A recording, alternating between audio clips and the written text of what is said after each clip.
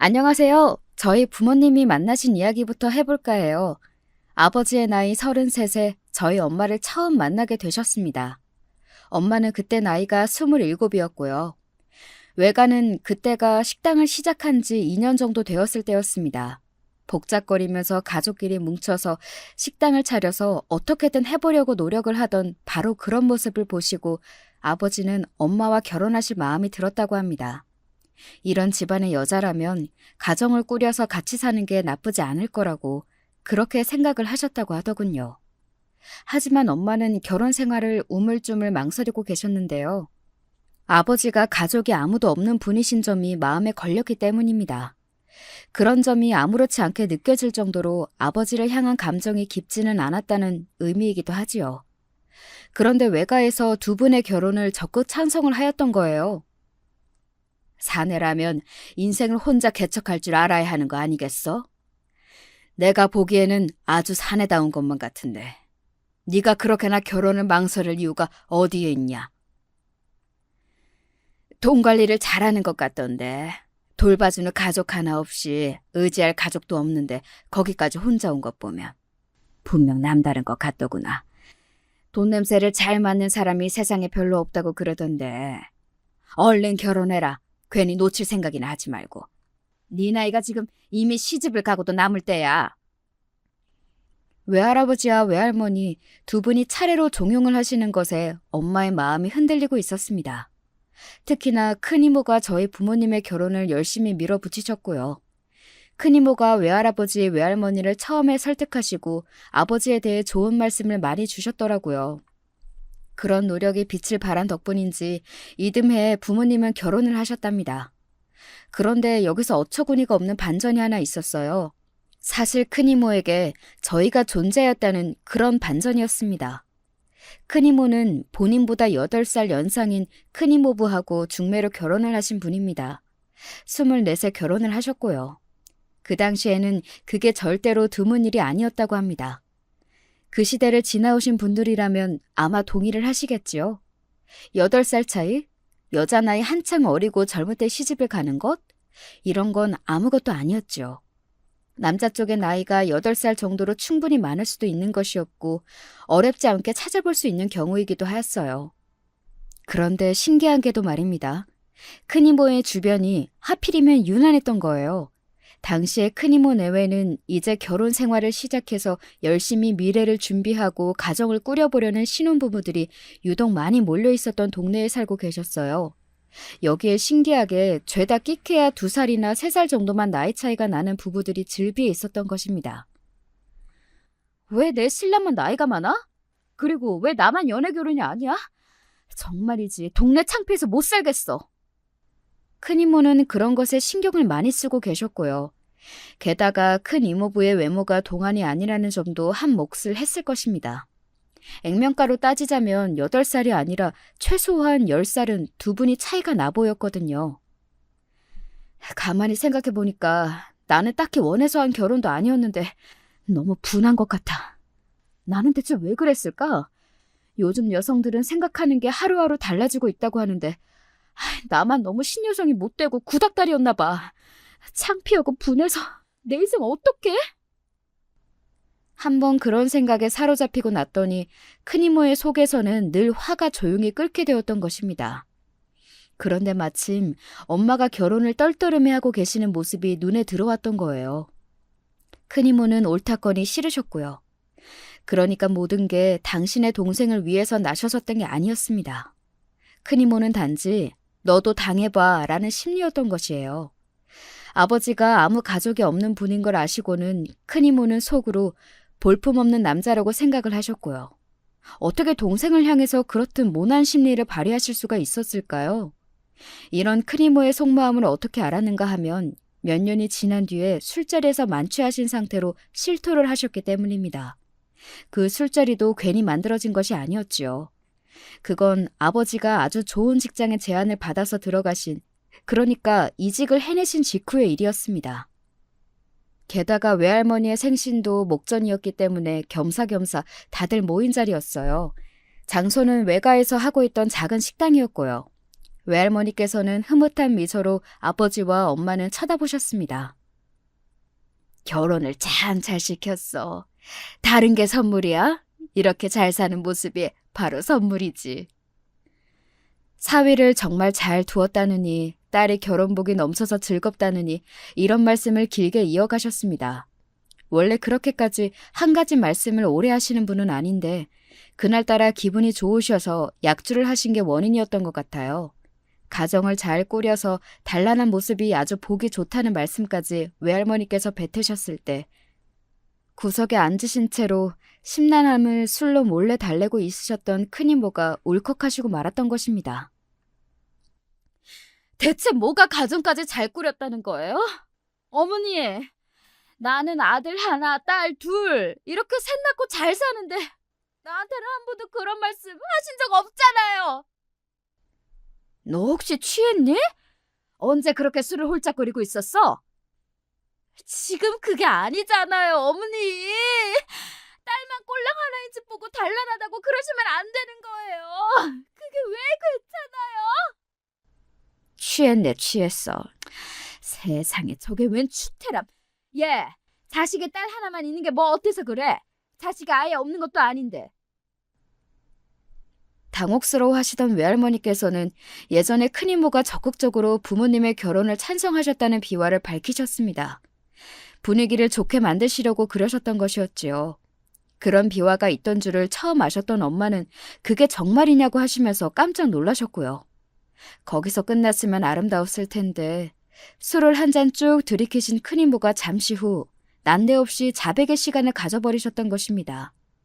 과거 그 당시에 어떤 심정으로 당신이 그 결혼을 적극적으로 찬성하셨던 것인지 다 밝히셨어요. 엄마가 원하지 않던 결혼을 하셔서 뜻대로 살지 못하는 인생을 살기를 바라셨고 나이 차이가 나는 남자하고 결혼하기를 바라셨던 게 본심이었다며 큰이모가 실토를 하시고 난 뒤 분위기는 말도 못했습니다. 아니, 대체 어떻게 사람이 그렇게 악랄하고 치사하고 속이 새까말 수가 있어? 언니가 그런 사람이었다니 정말 실망이고 배신이야! 엄마가 원래 성격이 순하신 분이었고 웬만해서는 화를 내시는 경우가 없었는데요. 그 자리에서는 배신감에 치를 떨면서 외치셨습니다. 옆에서 아버지도 화가 나셨고요. 뭐 이런 경우를 다 봅니까? 음침한 속내를 마주하게 되었는데 당사자들 입장에서는 너무 화가 날 수밖에 없었습니다. 벼랑간에 원하지 않았던 남편이 되어버린 큰 이모부도 화가 나신 눈치였고 큰 이모 때문에 모욕을 받았다며 부글부글 끓는 얼굴을 하고 계셨어요. 그런데 저희 부모님이 화가 나서 자꾸 뭐라고 하시니까 거기다 대고 큰 이모부가 맞받아치기 시작하셨던 발언들이 아주 가관이었습니다. 그런데 아무튼 우리 덕분에 두 사람이 결혼을 한 거 아닙니까? 가만히 따지고 보니까 안 그래요? 이게 다 우리 덕분이니까 거 성의 표시 좀 하고 사십시다. 형부, 무슨 성의 표시를 말씀하시는 거예요? 어이가 없네요. 이렇게 말을 하게 돼서 말을 하는 건데 솔직히 그간 속으로 생각은 많이 했었지. 있는 사람들이 더 한다고 하더니 왜 저렇게 째째하게 살까? 좀 가족들에게 베풀고 살면 어디가 던다는 걸까? 저희가 뭘 째째하게 굴었다고 그러세요?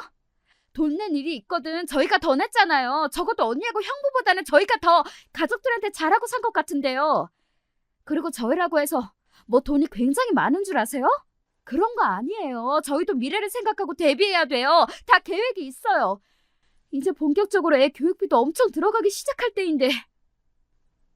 저제 분명히 예전에는 말도 그렇게 안 하고 사람이 참 얌전하고 조신했던 것 같은데 말이야. 너무 많이 변했다. 그런데 어차피 애도 하나잖아. 딸랑 하나인데 돈 들어갈 일이 뭐가 그렇게 있어? 교육비 그까짓 것 아무리 들어도 우리처럼 애가 셋인 집보다 설마 더 돈이 들어갈까? 애 핑계를 떼찌하게 구는 건 좀 치사하다고 생각이 드네. 기가 막힌 일이었습니다. 그렇다면 저희 집에서 큰이모네한테 매달 일정 지원금이라도 보냈어야 했다는 것일까요? 그쪽에서 해준 것도 없으면서 성의 표시를 바란다며 대놓고 그런 소리를 하다니 말도 안 되는 일이었어요. 큰이모의 실토 때문에 치욕스러워 하실 때는 언제이고 성의 표시를 운운하시던 큰이모부나 그 옆에서 맞장구를 치시면서 좀 베풀러 살라며 거들던 큰이모나 정말 부창부수라는 말이 딱 맞았습니다. 하는 것도 없이 바라기만 하는 것, 능력도 없으면서 주둥이만 나불대는 것, 그러면서 스스로 노력하고 쟁취해낼 생각조차 안 하는 것. 이런 것들은 아버지가 가장 싫어하는 것들이었습니다. 아버지는 멍청하고 나태한 족속들은 반드시 패배하고 도태된다는 말씀을 일찍이 하시던 분이었으니까요.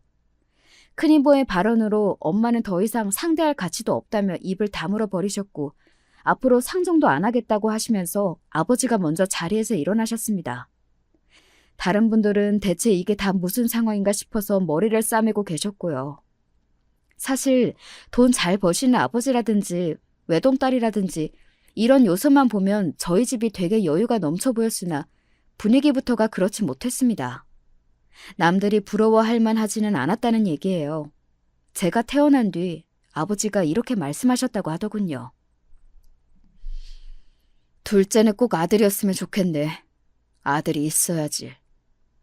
그렇게 말씀을 하시며 제 이름을 지어주셨습니다. 엄마는 제 이름을 다른 걸로 짓고 싶어 하셨는데 독단적으로 아버지가 정해버리셨어요. 출산 직전에도 당신이 떠올리신 이름으로 하겠다고 엄마가 신신당부를 하셨었고 아버지는 알겠다고 하셨으면서 막상 제가 태어나니까 독불장군으로 구셨던 것입니다. 말을 왜 바꾸냐며 엄마가 불만을 터뜨리시자 아버지는 원래 자식의 이름은 남자 쪽에서 짓는 거라고 하셨고요. 제 이름을 너무 아쉬워하신 엄마가 울컥하고 마셨죠. 당신은 가족도 하나 없으면서 그런 거는 왜 이렇게 따지고 살아요? 그러자 그 즉시 아버지가 무섭게 눈을 째리셨다고 합니다. 엄마가 심장이 철렁 내려앉았을 정도로요. 나한테 한 번만 더 그딴 식으로 말을 하면 정말 가만 안 둘 거야, 당신. 명심해. 천의 고아이신 건 아버지는 그런 배경을 누군가 낮잡아보고 함부로 언급하는 것에 굉장히 예민하셨습니다. 여기까지만 봐도 아시겠지만 아버지가 권위적인 분이셨고요. 가부장적이기도 하셨습니다. 아버지는 한결같이 사회생활은 남자가 다 하는 거다. 여자는 할 필요가 전혀 없다라는 생각을 고수하셨던 분입니다. 주식시장이 요동친다, 환율이 어떻게 됐다, 이런 내용들이 살면서 들려올 때가 있잖아요. 그런 게 뭔지 엄마가 궁금해하시면 아버지는 피식 비웃으셨습니다. 당신은 그런 거 알 필요가 없어. 어차피 이해도 못하는 걸. 그런 식으로 아예 상대를 안 해주셨고요.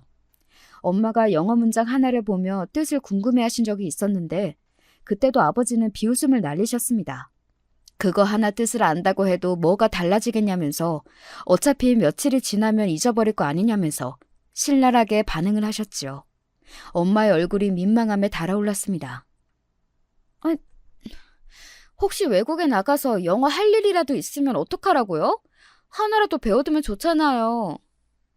그렇게 되면 그때는 영어 할 줄 아는 사람을 옆에 같이 끼고 다니면 되는 거야. 그러려고 내가 돈을 버는 것이고. 알아들어? 여자는 뭘 자꾸 그렇게 알려고 할 필요가 없어. 왜 필요가 없어요? 사는데 뭐라도 필요가 되겠죠. 허튼 소리!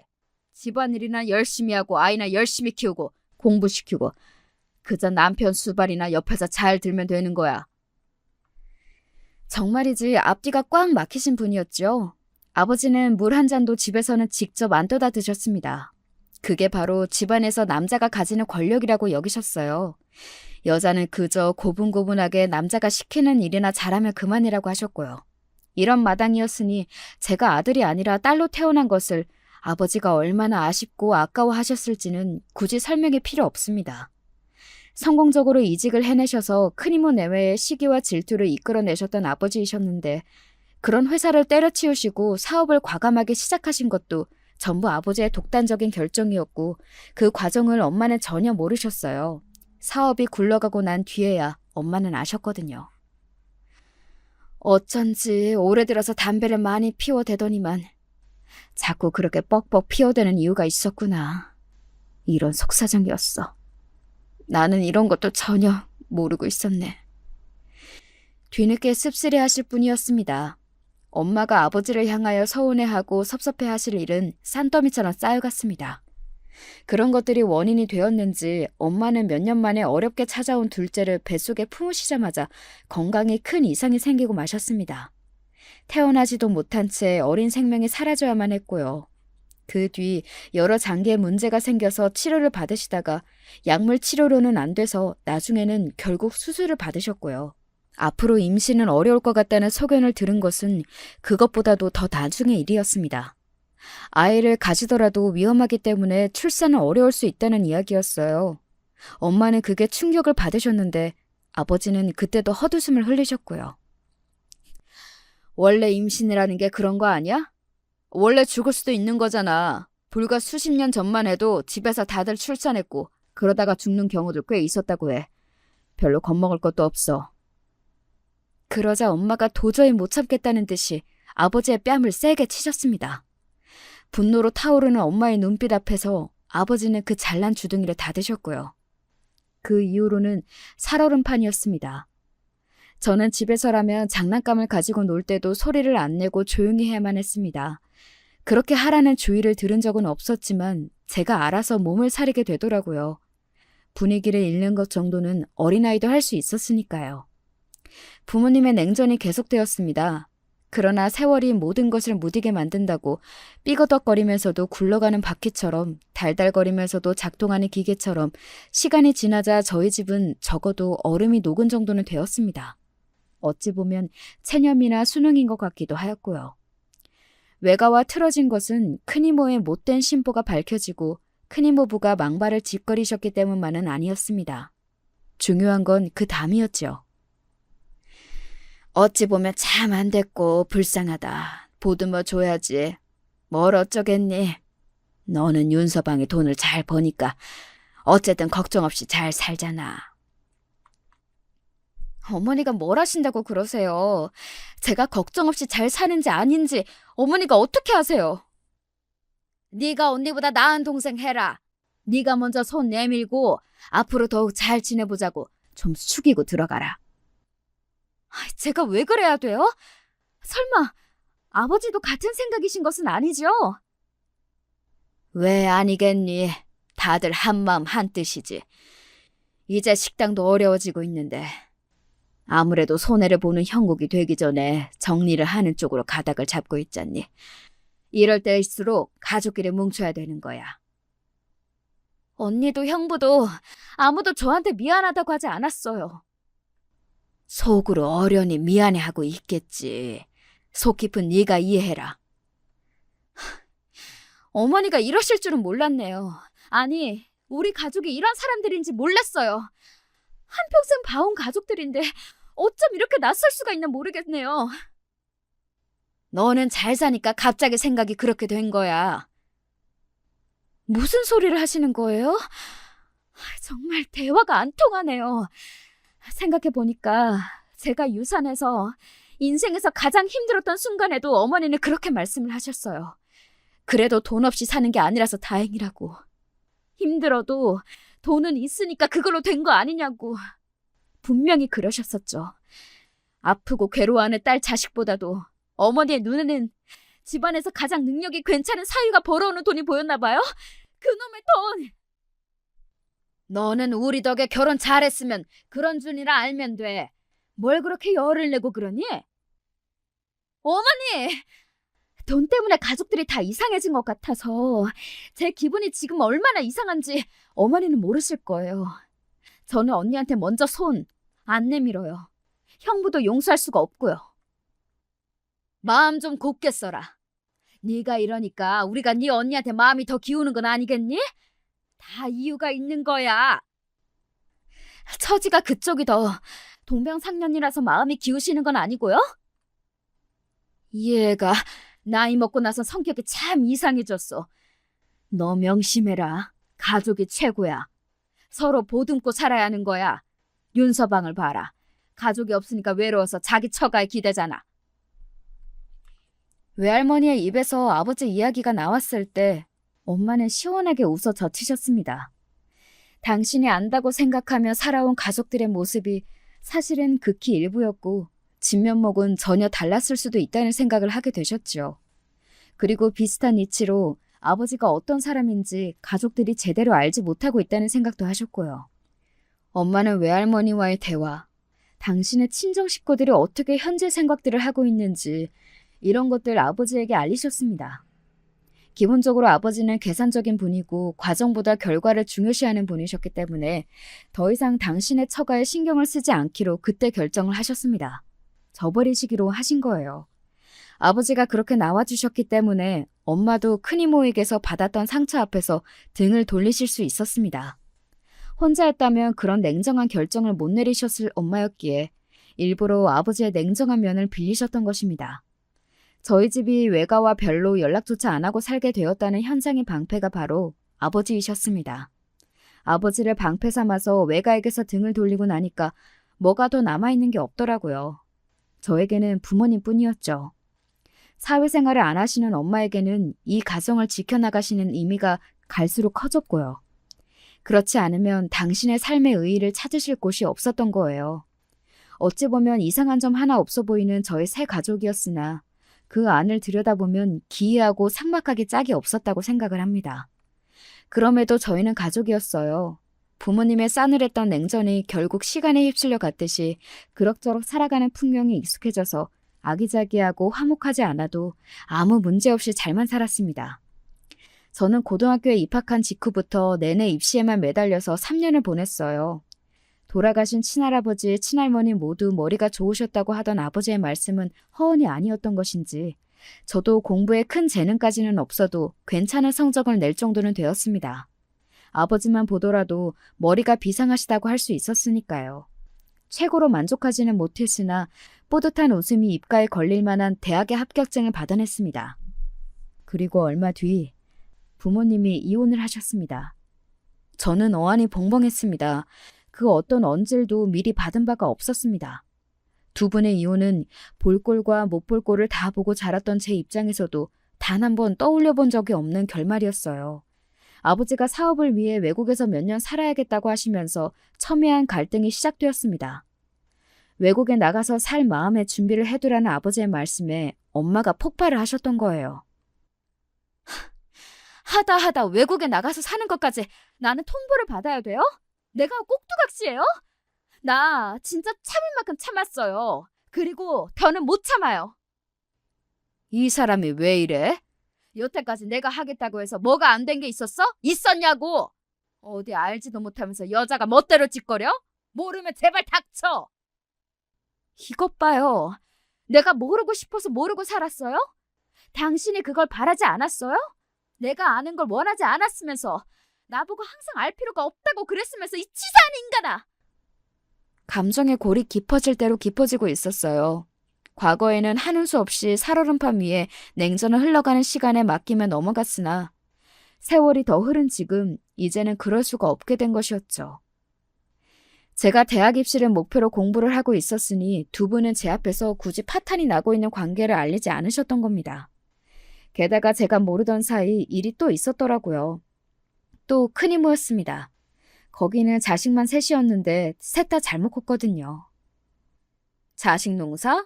더 안 봐도 뻔해. 이미 망한 것 같아. 진짜 죽을 지경이야. 못 살겠다. 네가 좀 도와주면 안 될까? 돈 좀 있니? 있지. 염치 없이 자꾸만 먼저 슬그머니 연락을 해댈 때부터 마음에 안 들었는데 결국은 못 참고 본색을 드러내는구나. 결국은 돈이냐? 돈이면 뭐 다 해결된다는 뜻이야? 다는 아니더라도 대부분 해결되겠지. 야, 너는 내 덕에 결혼했잖아. 결혼하고 나서 10원 한 장 네 손으로 안 벌어봤잖아. 너는 일도 안 하고 편하게 살았잖아. 제발 이제는 내 덕을 본 걸 인정해. 인정하고 돈 좀 달라고 이 망하려나. 큰이모가 진절머리를 치며 그렇게 말씀하셨을 때 엄마야말로 진절머리가 나셨습니다. 외가는 상황이 더 다 개판이었고 서로 아웅다웅하면서 살고 식당도 같이 합심하여서 차리고 이랬던 과거는 정말 과거에만 묻혀 있었어요. 없이 살았던 그때가 나았다면서 엄마는 탄식하셨고 아버지는 치를 떠셨습니다. 처가가 저럴 줄 알았다면 결혼을 안 했을 거라고 하셨어요. 단단히 착각을 하시는 바람에 결혼을 하셨던 거라고 그러셨죠. 부모님의 관계는 그렇게 파국으로 치닫고 있었으며 그런 상황에서 아버지가 사업자 만난 분들하고 술자리를 도시다가 다른 여자하고 놀아나셨던 거예요. 이게 지난 세월 당신이 그렇게 부르짖던 하늘 같은 가장의 참모습이고 참 덕목이야? 이혼해.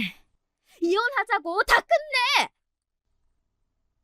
이혼해봤자 당신만 손해인데 그렇게 당당해도 될까?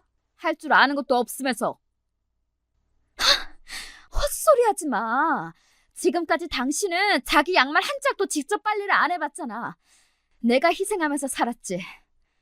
내놔. 좋은 말로 할 때. 내가 받아야 할 몫을 내놔. 안 그러면 내가 미쳐서 당신의 그 잘난 사업 파트너인지 아는 사람들 다 찾아갈 거야. 다 깽판 쳐놓을 거야. 가만히 안 둬. 더 이상 봉합의 여지는 없었습니다. 두 분 다 이혼을 할 수밖에 없다는 것에 동의를 하셨고 세세한 합의만 남아있을 뿐이었죠. 제가 명문대에 입학을 하자 아버지는 제 학비를 다 지원해 주시겠다는 뜻까지 더해서 재산을 엄마에게 분할해 주시기로 하였습니다. 엄마는 제가 대학 잘 나와서 취업해서 결혼하는 거, 가정 이루는 거 당신이 다 지켜볼 테니까 아버지한테는 이제 영영 꺼지라고 하셨어요. 스스로 잘난 맛에 살 거라면 대체 결혼을 왜 했냐는 엄마의 처절한 울부짖음을 보면서 저는 차마 두 분의 이혼을 가로막을 신용조차 할 수가 없었습니다. 그렇게 제가 성인이 되자마자 부모님이 이혼을 하셨고요. 엄마는 돈을 버는 법이라든지 그런 쪽으로 지식이 없으셨기 때문에 가장 정확한 길을 택하셨습니다. 즉시 아파트 한 채를 구입하셨던 것입니다. 대외적으로는 비밀이었고요.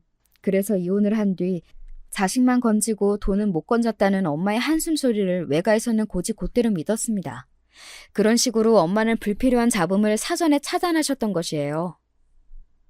나도 어쩌면 네 아버지하고 다를 바가 없어. 가족? 없는 거나 마찬가지니까. 그렇게 말씀하시던 엄마의 얼굴이 한없이 우울하게 보였습니다. 제가 대학을 다니고 있을 때 아버지는 해외 사업에 뛰어드셨고요.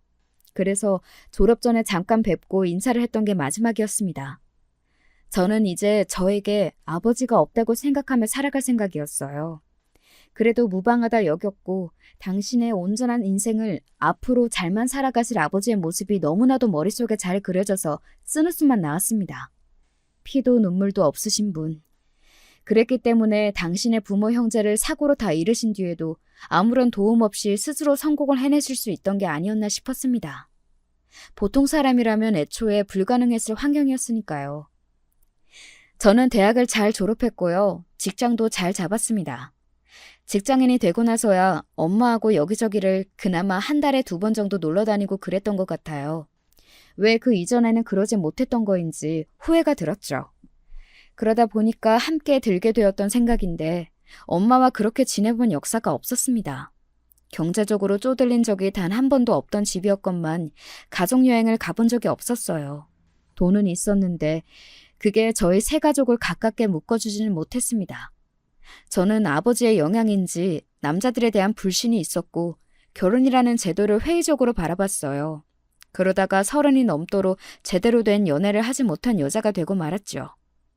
마음고생을 하도 하셔서 그런지 엄마가 너무 늙어 보이셔서 그 사실이 제 가슴 속에 크게 인지가 됐던 어느 날 진지하게 남자를 만나봐야겠다는 생각이 들었습니다. 이왕이면 제가 누군가를 멀쩡히 잘 만나는 모습을 보여드리고 싶었거든요.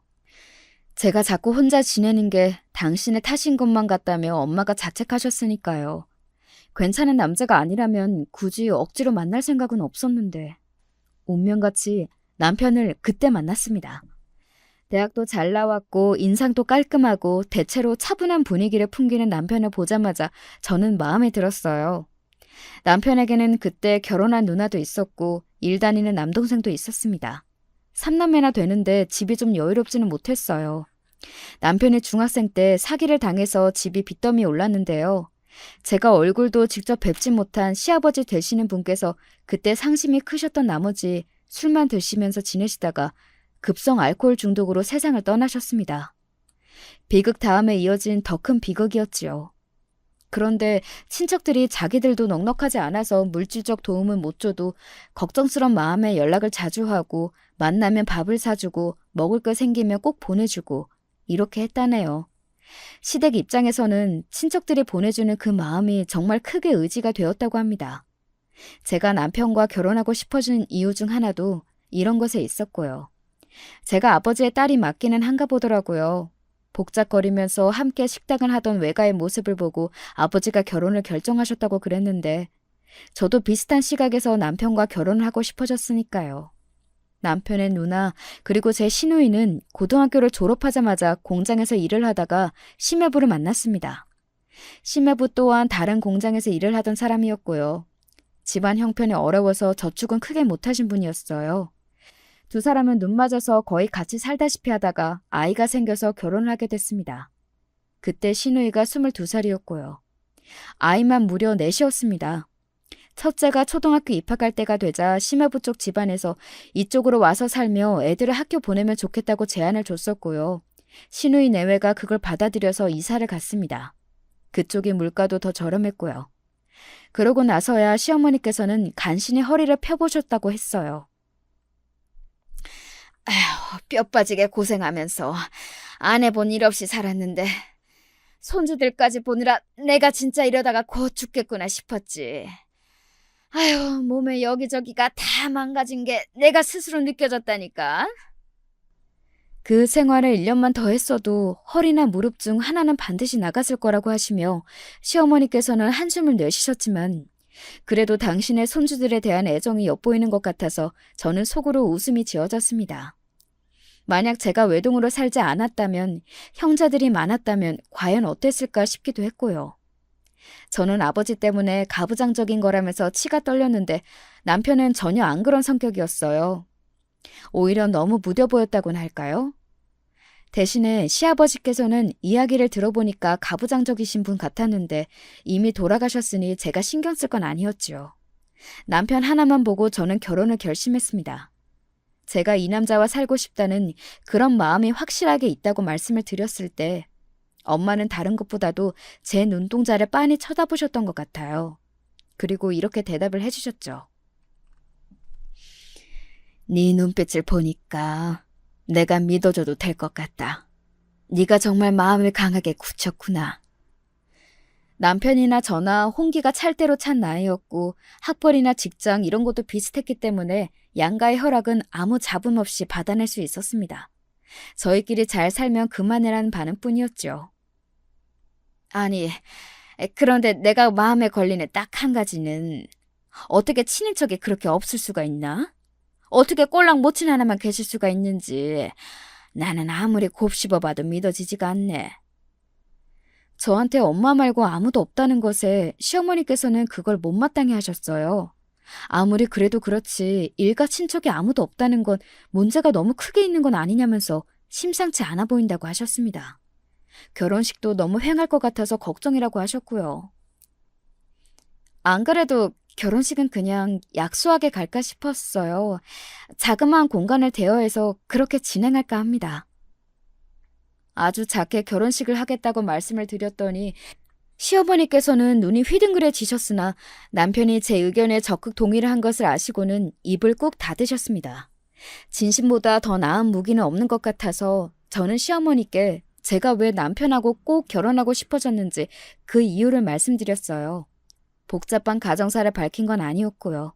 그냥 엄마밖에 안 계시는 제 허한 마음, 이 공허함을 남편을 비롯한 시댁을 보는 순간에 달랠 수 있다는 생각이 들어서 너무 기뻐서 눈물이 다 났다고 제 속마음을 꺼냈습니다. 아닌 척하고 살았으나 가족이라는 것에 저는 속으로 결핍을 겪고 있었고 엄마가 떠나시면 이 세상에 제가 혼자가 될까봐 그게 너무 두려운데 이걸 말할 곳은 없어서 속으로 앓다 보니까 이런 불안한 공허함이 더욱 커지고 있었거든요. 그런데 남편이 위안이 되어주었고 시댁을 보면서 결혼을 하고 나면 이제 가족이 많이 늘어난다는 생각에 행복해졌던 것이었죠. 그 마음을 밝혔더니 시어머니께서는 별 말씀 없이 숙연한 표정으로 고개만 계속 끄덕여 주셨습니다. 반면에 제 옆에서 남편은 눈물이 그렁그렁이 있었고요. 시어머니께서 감동을 하셨던 순간은 아마 신혼집 장만이었을 거예요. 결혼식도 작게 끝내버리는 대신 절감한 비용까지 합쳐서 신혼집에 쓰겠다고 소리를 들으시고 눈이 휘둥그레지셨거든요. 저희 엄마가 저한테 결혼 선물로 신혼집을 해주겠다고 하셨어요. 예전에 아버지하고 이혼하셨던 직후 받으셨던 돈으로 아파트 한 채를 사주셨던 걸 시작으로 재산을 좀 불려놓으셨거든요. 그렇게 해내셨다는 것은 저도 진작 알았으나 설마 저에게 집을 해주고 싶다고 하실 줄은 몰랐어요. 연예인들, 사업가들이 살고 있던 최고급 빌라를 매매해 주셨습니다. 그리고 침대부터 시작해서 웬만한 가정가구 다 사주셨고요. 이렇게 해서 신혼집을 장만하는 것에 총 30억 정도가 들었습니다. 엄마가 무척이나 뿌듯해하셨어요. 그 집이 부동산 가치가 비단 높아서가 아니라 제가 그런 집에 짝을 만나서 살기를 원해오셨기 때문입니다. 그런 집에서 나는 내 딸이 결혼해서 가정을 꾸려서 그렇게 산다면 여한이 없을 거라고 생각을 해왔어. 그게 내 바람이었어. 이런 나를 비웃을지도 모르지만 나는 진심으로 그걸 원했단다. 엄마, 세상에서 누가 엄마를 비웃을 수가 있겠어요. 아무도 못 그래요. 엄마, 사실은 저에게도 항상 집이라는 건 의미가 남달랐어요. 이상하리만치 늘 그래왔던 것 같아요. 집이라는 것에 생각을 깊게 갖고 있는 이유를 엄마도 저도 속으로는 알고 있었죠. 평탄한 가정의 모습으로 지난 세월 살아보지 못했기 때문입니다. 엄마가 당신의 모든 바람을 쏟아넣어 장만해 주신 그 집은 당연히 제 명이었어요. 이왕이면 우리 아들하고 공동 명이면 좋았을 텐데 부부가 사이좋게. 감동 어린 눈으로 집을 둘러보시던 어머니께서 돌연 그렇게 중얼거리시는 걸 들었습니다. 결혼하고 나서 멀리 사는 시누이가 자기 애들을 데리고 몇 번이나 놀러 왔었어요. 남편이랑 둘이 맞벌이인데 저희도 피곤한데 시누이가 쳐들어오니까 솔직히 난감했죠. 하지만 남편이 전혀 거절할 눈치가 아니길래 저도 좋은 게 좋은 거다 싶어서 애들을 데리고 오는 시누이를 늘 맞아주었습니다. 차라리 시누이 쪽은 시동생에 비하면 양반이었어요. 형, 나 결혼할 때 형이 돈 대줄 거지? 나 기대해도 되는 거지? 작은 곳이고 박봉이기는 해도 직장은 다니는데 저축은 전혀 못했고 일단 성격이 책임감이 없고 가벼워서 결혼을 못하고 있던 시동생이 제 앞에서 그렇게 말을 했을 때 조금 기분이 그렇더라고요. 남편한테 하는 소리지만 사실은 저 들으라고 하는 것 같았습니다. 남편은 그냥 너스레를 떨면서 대화를 넘겼고요. 결혼 생활에 자꾸 참견을 해대시는 시어머니부터 해서 시댁으로 인해 뭔가 항상 정신이 없고 복작복작 거리는 느낌이었습니다. 저는 이런 느낌이 너무 낯설어서 이게 정상이고 제가 여태까지 너무 비정상적으로 살아온 거라는 생각을 했었지요. 그렇게 합리화를 하면서 이게 바로 제가 원하던 화목한 가족의 모습일 거라고 여겼습니다. 그러던 어느 날 엄마가 돌아가시면서 제가 화목한 가족의 모습을 가지게 됐든 말든 이 모든 게 무슨 상관인가 싶어지더군요. 엄마는 폐암에 걸리셨어요. 생전에 담배 한 개를 안 피워본 분이셨습니다. 담배를 일찍이 자주 피워대셨던 아버지가 떠올라서 얼마나 속으로 원망이 됐던지 몰라요. 간접 흡연으로 엄마가 그렇게 되신 것만 같았어요. 처음에는 폐암, 그리고 빠른 전이, 무섭게 몸을 잡아먹은 암세포를 이겨내지 못하시고 엄마는 눈을 감으셨습니다. 제가 결혼하는 걸 보고 가서 여한은 없다고 하셨습니다. 당신이 장만해 주신 집에서 제가 행복하게 살고 있으니 다 되었다고 하셨습니다. 그리고 마지막으로 당신이 떠나신 이후 아버지를 찾아 연락을 하라고 그러셨어요. 제가 결혼할 때도 아버지를 안 찾았거든요. 아버지 없이 후련하게 잘 살고 있었건만 유언으로 엄마가 그렇게 말씀을 남기셔서 제가 심정이 복잡해졌습니다. 그런 저에게 시어머니께서 말씀하셨죠. 이제 우리만 믿고 기대면서 살아라. 가족 좋은 게 뭐니? 우리가 가족이잖아.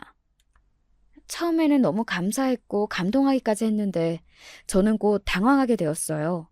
시동생 장가보내게 저한테 노력 좀 하라고 그러시더군요. 당신 쪽에서는 주선을 할 만한 인물이 안 나오니까 제 주변의 사람들에게 물어서 시동생한테 붙여줄 여자를 물색하라고 그러셨어요. 당황스러워서 일단은 시간을 좀 달라는 대답으로 회피를 했고요. 그런데 거기서 끝이 아니라 저한테 시누이 애들 좀 학원에 보내달라고 그러셨습니다. 제 남편이 대학을 잘 나온 걸 보면 분명히 시댁에 공부머리 유전자가 있기는 한데 사교육을 못 받아서 빛을 못 보고 있다고 그러셨어요. 시누이 내외는 학원비에 다달이 100단위로 돈을 쓸 여력이 없으니 제가 도와줘야 한다고 그러시더군요. 저는 외가가 생각나서 소름이 돋았습니다. 엄마가 돌아가시고 나서야 지난날에 대한 후회, 부끄러움으로 아무 소리도 못하고 고개만 떨구었던 그분들. 저는 너무 소름이 돋아서 이제는 화목한 가족이고 뭐고 다 상관없이 남편한테 중간에서 정리 잘하라고 딱 잘라 말했습니다. 그랬더니 남편이 자기는 못한다고 그러더군요. 아버지 그렇게 돌아가시고 엄마가 너무 힘들어하셨기 때문에 그때 생각하면 죄송스럽기만 해. 당신이 무슨 말을 하는지는 알겠는데 아무리 그래도 지금 이 상황은 아니잖아. 당신이 당신 가족들한테 딱 거절을 하고 중재를 해줘. 안 돼. 나는 못해. 가족을 위해 내가 참고 희생해야 한다는 소리만 들어왔는데 나는 그냥 계속 그렇게 살아왔어. 가족들한테 쓴소리할 자신이 없어.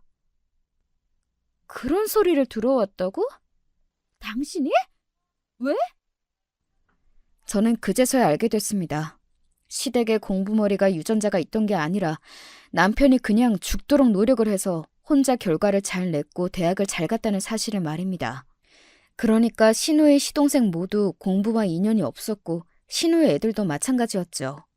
남편이 용을 써서 열심히 했는데 거기다 대고 시어머니께서는 네가 잘 돼서 우리한테 잘해야 한다. 너만 믿고 간다. 맨날 이러셨다는 겁니다. 걸핏하면 남편한테 우는 소리나 하시고 근데 또 신우이네 애들 때문에 시어머니께서 고생을 하신 것 같으니까 남편은 죄송한 게 멈추지가 않아서 아무 소리도 못하고 이래왔던 거예요. 황당한 건 막내인 시동생은 할 말 못할 말 다 하면서 속 편하게 살았습니다. 사실 취업한 것도 얼마 안 됐고 그 이전까지는 시어머니께 용돈을 타서 살았었다고 하네요. 대학도 안 나왔으면서 말이죠. 시어머니의 용돈 자금은 남편한테서 나왔던 것이고요. 시댁이 이런 집이었다니 어이가 실체를 정확히 마주하니까 기가 막혔습니다. 눈앞에 안개가 걷히는 느낌마저 들었네요. 제가 며느리감도 물색을 안 하고 조카들 학원도 안 보내주고 있으니까 조바심이 나셨던 것인지 시어머니께서는 벼랑간 강하게 나오셨습니다. 니네 그 집 명의를 바꿔야 하는 거 아니니? 우리 아들 명의로 얼른 바꿨으면 좋겠구나. 사돈이 계실 때야 그분이 사주신 거니까 어쩔 수 없이 네 명의로 있었던 것뿐이고 이제는 안 계신데 굳이 네 명의로 계속 가야겠어? 너 그거 정말 의리 없는 거다? 굳이 바꿔야 한다는 것 자체가 이해가 안 되는데요, 어머님. 우리 집안 식구들이 없으면 너는 세상에 아무도 없는 거야. 잘 생각해라. 진정 우리하고 한 식구가 되려면 그 유대감을 위해서 네가 어떻게 해야 할지. 어머님, 근데 공동 명의도 있잖아요. 원래 남자가 집을 가지고 있어야 하는 거야. 남자 집이야 맞는 거고 여자 집인 건 좀 그렇지. 남자 집 운운하시는 걸 듣고 나니까 아버지 생각이 나서 더 이상 참기 힘들어졌습니다. 저는 엄마 앞에서 차마 말씀은 안 드렸으나 만약 이혼을 10년 더 일찍 하셨다면 이런 가정 때문에 속으로 괴로웠던 사람이에요. 그래서 시어머니께 선언했습니다. 더 들을 필요도 없네요. 이혼할게요. 혼자 외롭게 큰 집에서 늙어 죽는 게 낫겠어요. 어머님 아들하고 이혼하겠다고요. 뭐야? 이혼? 이혼이 무슨 장난도 아니고 어쩜 말을 그렇게 쉽게... 시어머니의 목소리가 덜덜 떨리기 시작하는 것까지 듣고 전화를 끊어버렸네요. 그리고 바로 그날 아버지가 찾아오셨습니다.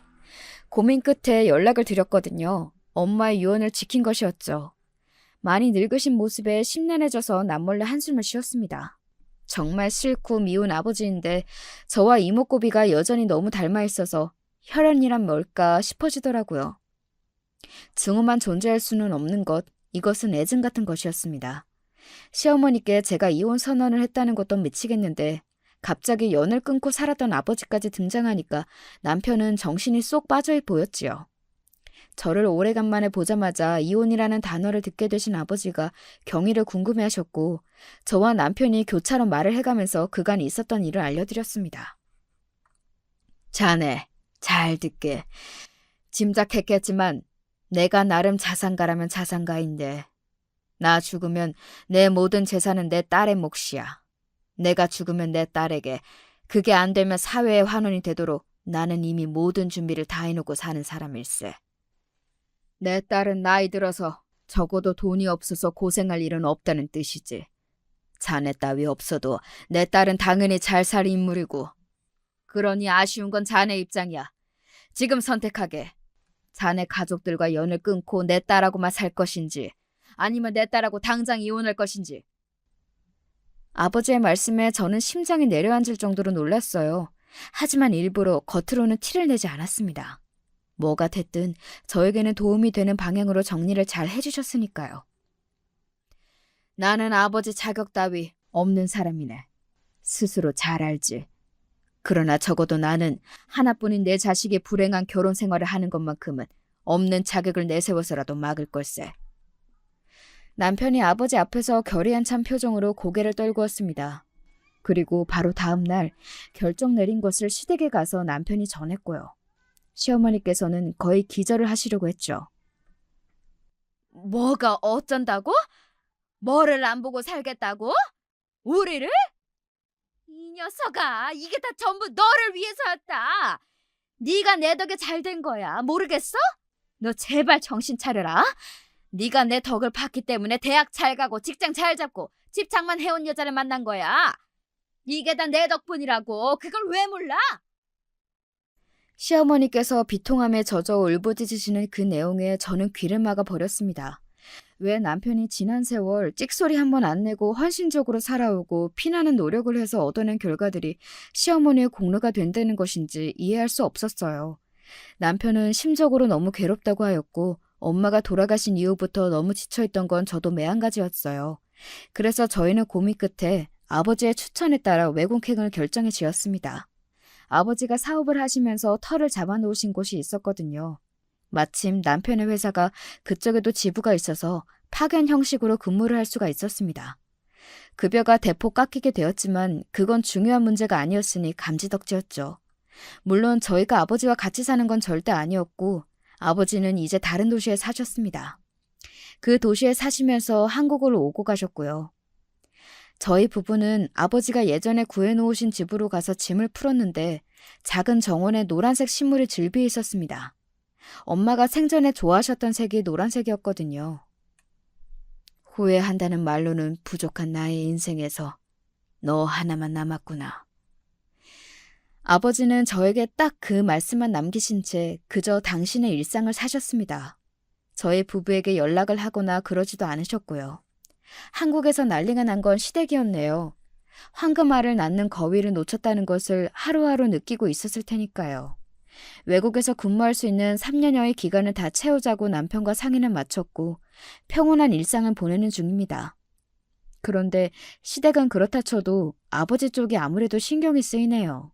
안 그러려고 해도 어쩔 수가 없는 모양입니다. 게다가 큰이모 쪽에서 어떻게 아시고서는 저에게 연락을 해오셨어요.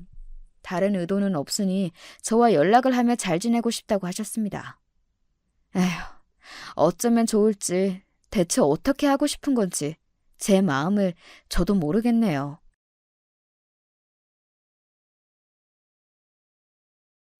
안녕하세요. 저는 경기도에 살고 있는 중년의 여자입니다. 제 이야기 한번 들어주시겠어요? 우선 저는 알콩달콩 사랑이 넘치는 집안에서 자라나지 못했어요. 친정 엄마는 매사에 불평불만이 많으신 분이었거든요. 친정 엄마는 일남 삼녀 집안의 셋째셨는데 네 남매 중에서 애매한 순번이라 높은 서열 대우도 못 받고 그렇다고 어리다는 특혜도 못 받고 그야말로 이도저도 아니었다고 합니다. 중학교도 간신히 나오셨고요. 큰이모는 장녀라고 해서 외할머니께서 수족 혹은 분신이라 여기시며 의지하셨고 외삼촌은 말할 것도 없이 장남이라서 없는 집안 형편에도 가장 많은 걸 누리셨고요. 막내인 작은 이모는 늦둥이란 이유로 위 형제들이 이제 돈을 벌고 있었기 때문에 공부도 하고 싶은 만큼 다 하셨고 그리 어려운 길을 걷진 않으셨죠. 어렸을 땐 이런저런 것들을 잘 생각도 못 하시고 그저 상황에 따라서 물 흐르듯이 사셨던 게 저희 친정엄마인데요. 공장 일만 죽도록 하시다가 어느 날 집안 어르신들의 뜻에 따라서 시집을 가버리셨을 때 그때부터 지난 세월에 대한 원망이 피어오르기 시작하셨다고 합니다. 왜냐면 결혼을 하시자마자 금세 임신부터 하셨거든요. 단칸방 신혼집에서 굴러가는 배를 느끼며 친정엄마는 우울함을 느끼기 시작하셨고 당신 빼고 남들은 다 누리는 것 같은 청춘을 한없이 동경하기 시작하셨어요. 그리고 나서 태어난 아이가 바로 제 언니입니다. 친정엄만 구박을 많이 받으셨대요. 아들을 못 낳았다는 게 죄목이었습니다. 언니를 낳으신 이후에 몸을 추스리시는 대로 친정엄만 다시 일을 다니셔야 했죠. 그러면서 자식에 대한 정을 더욱 못 기르셨던 것 같아요. 형편도 워낙 좋지 못했고요. 부모님의 사이는 좋았지도 나쁘지도 않았던 것 같아요. 어영부영 세월이 흐른 뒤에 6살 터울로 둘째가 태어났는데 그게 바로 저였습니다. 네, 또 딸이었죠. 아들을 또 못 낳았다고 구박이 쏟아지자 그때부터 친정 엄마의 화병이 제대로 시작됐고요. 친정 부모님의 사이가 악화되었던 것도 바로 이때를 기점으로 해서였습니다. 시간이 갈수록 친정 엄마는 점이 가경이었습니다. 당신의 시댁과는 아예 척을 지신 지 오래였고요. 당신의 친정에마저 지난 서러움을 감정적으로 다 쏟아내신 다음에 거의 대면대면하게 지내게 되셨죠. 제가 9살 때였는데요. 제 친정언니가 외삼촌 댁으로 가서 살게 되었습니다. 둘째는 아직 어리니까 아무렇지 않게 잘 살 수 있을 거라면서 첫째만 데려가서 같이 데리고 살겠다 하시던 외삼촌의 말씀. 전 다 들었고 다 기억하고 있었습니다. 저는 어렸어도 하도 눈칫밥을 먹고 살아서 그런지 그런 상황은 금세 읽을 줄 알았던 것 같아요. 그래서 저는 자라는 동안 제가 선택받지 못했다라고 생각하며 살았습니다. 친정언니는 선택받아서 탈출했고 저는 초라하게 남겨진 쪽 같았죠. 친정 부모님이 그렇게 사셨는데 양가 친척들과 교류가 있었겠나요? 거의 없었어요. 그래서 저는 친정 언니와 친자매임에도 불구하고 상당히 어색하게 떨어져서 살았습니다. 어쩌다가 만나게 되어도 특별히 할 말도 없고 그냥 겸연쩍기만 하더라고요. 그렇게 삭막한 줄기로 갈라진 게 제 친정이었죠. 친정아빤 제가 21살이 되던 해에 돌아가셨습니다. 뇌출혈로 쓰러지셨는데 회복을 못 하셨어요. 친정언닌 원흉으로 친정엄마를 지목했습니다. 그러자 친정엄마가 싸대기를 날리셨어요. 친정언닌 자기가 맞은 것보다도 더 세게 친정엄마의 뺨을 후려쳤고요. 저는 이런 광경에 너무 정신적으로 피폐해지는 것 같아서 숨이 멎는 기분이었고요. 맞아서 바닥에 쓰러지신 친정엄만 멀찍이 서 있는 절 발견하시고서 소리를 질러대셨어요. 빨리 와서 안 일으키고 뭐 하냐며 당장 이리 오라고 하셨죠. 제가 엉거주춤 친정 엄마를 향해 천천히 다가가고 있을 때 빠르게 달려오던 친정 언니의 어깨를 팔로 감싼 사람이 있었습니다. 그 사람은 친정 언니가 결혼을 입에 올리고 있던 남자친구였죠. 한숨을 푹 내쉬더니 친정 언니를 다독이며 먼저 자리를 뜨더군요. 그리고 두 사람은 몇 달 뒤에 결혼했죠. 놀랍게도 친정엄마와 언니가 서로의 뺨까지 쳤던 그 현장은 바로 친정 아빠의 장례식장이었답니다. 나도 이제 성인이잖아. 아빠도 돌아가셨으니 이젠 더 이상 이렇게 살지 말자. 엄마가 내 엄마란 이유로 무조건 참아주고 인내하고 희생하고 내가 그렇게 해드려야 할 이유는 그 어디에도 없다는 걸 난 이제 깨달았으니까. 친정아빠가 갑작스럽게 돌아가신 것, 그게 저를 변화시켰죠. 변화라는 말론 부족하고 각성을 시켰던 것 같아요. 어쩌면 친정아빠가 돌아가시면서 남겨질 제가 친정엄마에게 휘둘리며 살아갈까봐 걱정돼서 저에게 어떤 힘을 남겨주신 걸지도 모른다고. 저는 가끔 그런 식으로도 생각을 하곤 합니다. 전문대를 다니고 있던 저는 금세 졸업을 했고 취업을 했죠. 직장 근처에서 자취를 하며 아등바등 아끼고 저축을 하며 열심히 살았고요. 우스운 건 친정 엄마한테 돈을 퍼붓지만 않아도 어떻게든 돈이 모였단 겁니다. 저에게 배응망덕한 미친 기집애라고 욕을 해대셨던 친정엄만 그게 안 통한다는 걸 알게 되시자 작전을 바꾸셨어요. 저에게 자꾸만 몸 이곳저곳이 아프다고 하셨습니다. 아프니까 돈 달라고 하셨어요. 너무나도 지긋지긋했습니다. 저에게 그런 소리밖에 할 줄 모르는 친정엄마의 존재 자체가 절 갉아먹었죠. 솔직히 아무리 마음 단단히 먹었다고 해도 친정엄마의 하소연을 매번 태연하게 쳐낼 수 있는 건 아니었으니까요. 무시하면 어떻게든 저를 찾아오셨으니 아예 무시할 수도 없었고요. 인고의 시간을 한참 보내고 있던 와중에 만난 인연이 바로 제 남편이었습니다. 저는 가족의 정이란 걸 따뜻하게 느껴본 적이 없었고 이런 부분은 애석하게도 사회생활을 하면서 어떻게든 티가 나게 되었어요. 악착같이 이악 물고 앞만 보며 달려갈 줄만 알았지 마음의 여유를 둔다거나 지금의 행복을 느끼며 편안해한다거나 이럴 줄 몰랐거든요. 돈을 모아도 늘 조급했고 어딘가 쫓기는 기분이었습니다. 제가 이런 사람이다 보니까 연애를 어쩌다 하게 돼도 제 그늘을 들켜버려서 버림받을까 봐 초조했어요. 억지로 밝은 척, 해맑은 척을 하다 보면 피로해졌죠. 결국 저는 그런 노력 때문에 혼자 지쳐서 나가 떨어졌었고요. 그러다가 서른을 훌쩍 넘겼는데 계속 제대로 된 인연은 못 만났습니다. 하지만 남편은 처음부터 다른 남자들과는 달랐습니다. 오히려 제가 남몰래 가시를 세우고 있는 고슴도치라는 것을 알고서 더욱 저를 좋아해 줬어요. 특별했죠. 그럼 우리 결혼을 네 가족들 중 누구한테도 허락받을 필요가 없이 우리 둘끼리만 하면 되는 거잖아. 난 이게 너무 좋다. 난 말이야, 결혼은 당사자들만의 소중한 결합이지. 거기서 딸려오는 집안의 이익관계라든지 그런 건 아무래도 상관없다고 생각하거든. 그게 내 결혼관이야. 제가 어떻게 남편과 결혼하지 않을 수 있었을까요? 남편은 자기 부모 형제들이 모두 지방의 먼 동네에 사는데 혼자 대학 때문에 서울로 상경했던 이후 계속 내려가지 않고 머물며 살아온 사람이었습니다. 거주 비용을 아끼려 경기도로 이사를 갔다가 저와 만나게 되었던 것이죠. 자연스레 저희 신혼집도 경기도가 되었습니다.